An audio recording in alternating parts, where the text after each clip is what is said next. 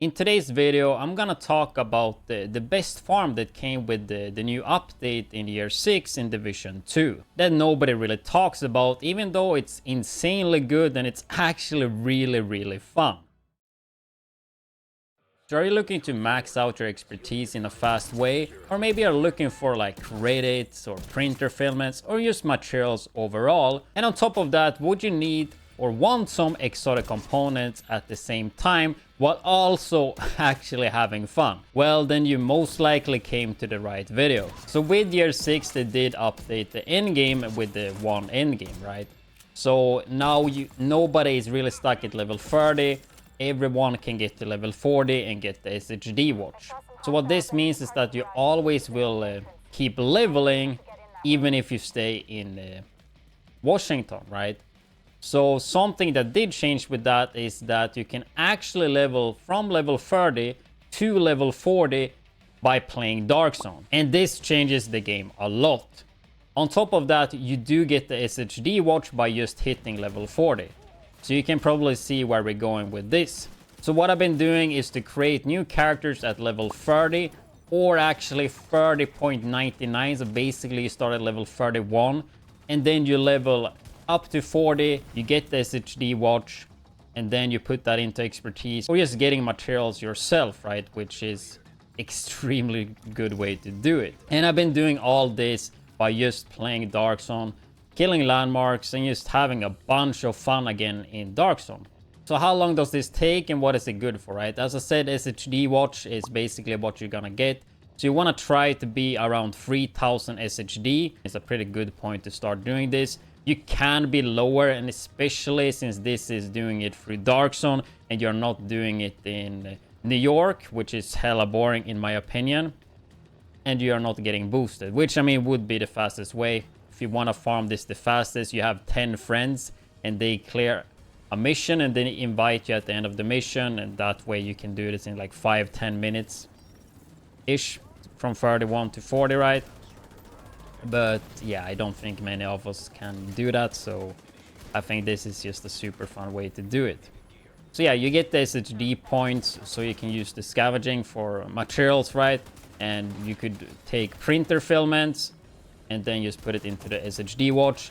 Or if you actually want to be the most efficient, you pick credits and then you go and buy the cheapest skill mods for all the credits, and that way you get like 30% or yeah, I think 30% more value out of it, but it takes way more time. Worth to note though is if you buy a skill mod, it will delete it automatically, right? So you don't have to deconstruct it yourself. So it's really easy, it just takes some time, right? So materials and expertise, and then on top of that, in Dark Zone you can farm a Dark Zone chest for, I think it's like 25% chance for exotic component to drop, right? So it's an insanely good way to farm exotic components if you really want to. I think the chests have around 20 minutes to spawn as well. So you do a run and you swap to the next Dark Zone. If you remember before, I did have a level 30 character that I did this on just farming exotic components. So now I can farm SHD watch and exotic component at the same time while also being inside Dark Zone and having a more unique experience.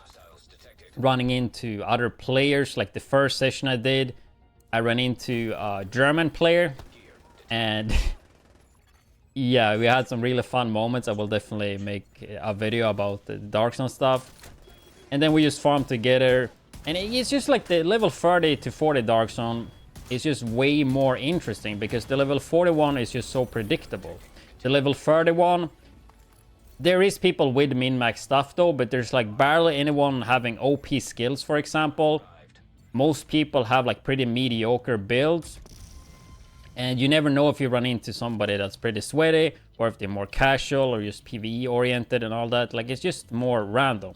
I would say overall though, I haven't really run into any sweaty or like, I guess, really good PvP players, right? Because they are most likely at level 40.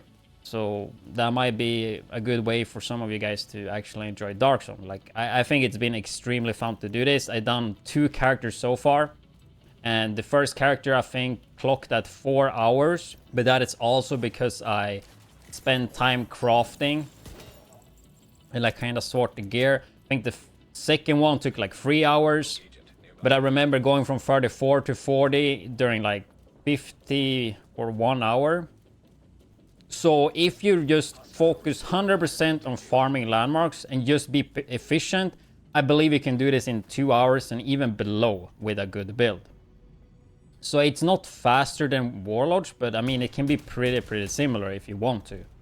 But I just think it's way more fun.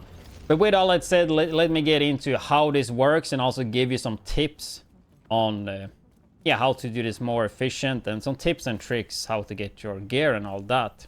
So first of all, you gotta create a new character, so make sure you have a slot for that. You can either pick the normal game or you can pick Warlodge Boost.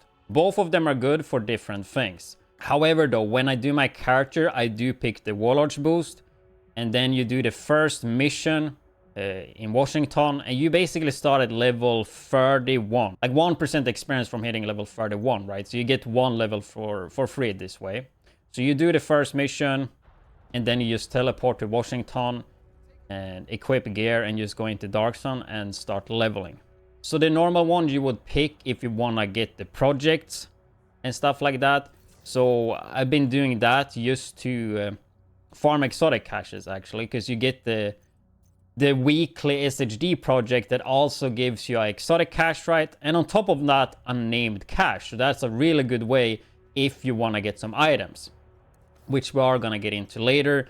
But ideally, you want to get as good items with as low level as possible, right? Like level 30 to 31 is ideal. The higher the level, the less you're going to be able to use them on the next character you create, right? So getting level 31 items is definitely what you want to do. So if you create a new character, let's say at level 31, right, you get to the base. What you can do then to actually gear up a bit, you can go and check Dark Sun vendors and use the stash to get the Dark Sun currency, right?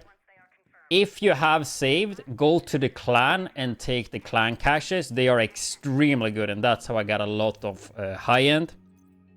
On top of that, when you level, you do get field proficiency caches, right? You can also check the vendors at level 30, 31. You can as well get the shield splinter. I'm not sure if I did this on the normal game or Warlodge. It might have been the normal character I took. But either one of those will give you the shield splinter, which is a good gun to have. Crafting station, as I went through before, is a bit bugged. Otherwise, you can reconfigure some of the exotic there. But something you can do, especially when I do the normal character, right, like starting at level 1 and do the exotic cache, is that I just do the tutorial part, right? I get to the base, and when I get to the base, I teleport to this spot right here. I farm the water, which is the current thing you need this weekly, and it's exactly around 250 water.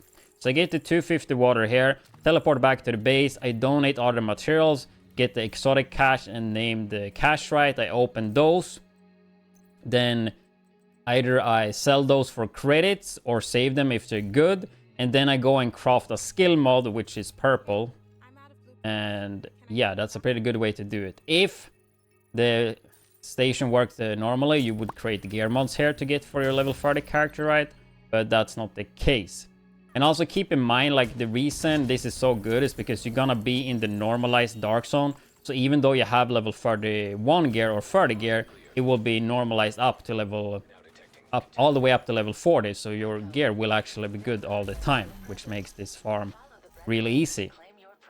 And that's why you want to try to get a build at level 30, 31, because you keep it through the whole character. And then eventually, when your character is level 40, you take off all the good items and you put it in the stash.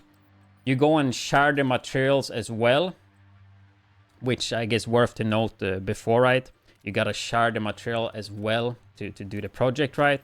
With your other characters. So share the mats, and then deconstruct all the items that you don't want to keep. And then for the credits, you can buy gear mods and deconstruct them for printer filaments, right? And then you're basically ready to delete the character and go again. Also worth with the crafting station to mention is that you can craft like 20 round mag for AR, for example, if you want to do that.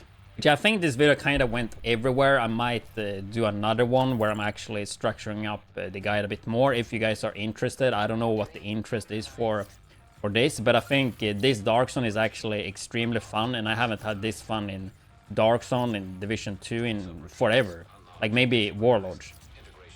And the reason being is that items on the character, it's similar to a seasonal character, right? Like you're below level 40, which means gear that drops in Dark Zone actually matters, especially if you're gonna do multiple characters like I'm doing. Like I'm gonna do this up to level 25 or 26 expertise, right? And I'm like 17 now.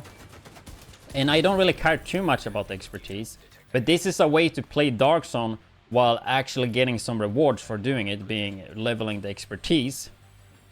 And on top of that, since I'm level 30, right, I don't have all the best gear. So the gear that drops can actually be upgrades, which makes it even more exciting.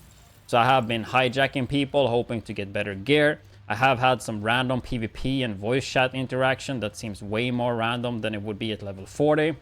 And it just feels like a really refreshing way to experience Dark Zone, and it feels really fun again. And most people are kind of doing the same, right? They're playing in there to level up. I have run into some people, I guess I can probably show a clip, that have like min-maxed Ouroboros at expertise 26. Remember running into the same people back when I was leveling, when I had a level 30 character with like full purple and shit. Still managed to kill them, by the way. So you have people that have super sweaty gear like that, but most of the people are probably doing the same, just going from level 30 to 40 because it's a more fun and refreshing way to do it. So let me know what you think about this, and if there's enough interest, like please let me know in the comment section below, and I can try to structure a bit more of a guide of how to do this more min-maxy, or how to do this more efficient. But with that said, I hope you guys enjoyed this video, and I see you guys on the next video or on twitch.tv/widdz.